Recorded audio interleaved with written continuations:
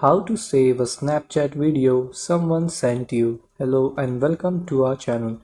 In this tutorial, I'm going to show you how you can easily save a Snapchat video someone sent you. So please watch till the end to properly understand the tutorial.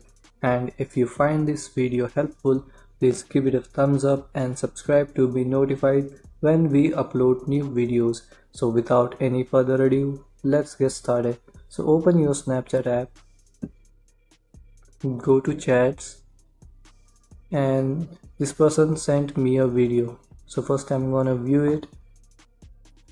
Now if I tap on it, here you can see the video that this my friend has sent me. So to save it, just press and hold, and here the option will pop up to replay or to save in chat. So tap on save in chat to save it.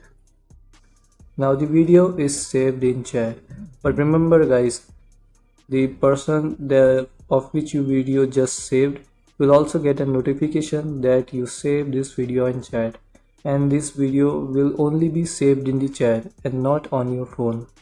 So guys, this is how you can save a Snapchat video someone sent you. Thanks for watching.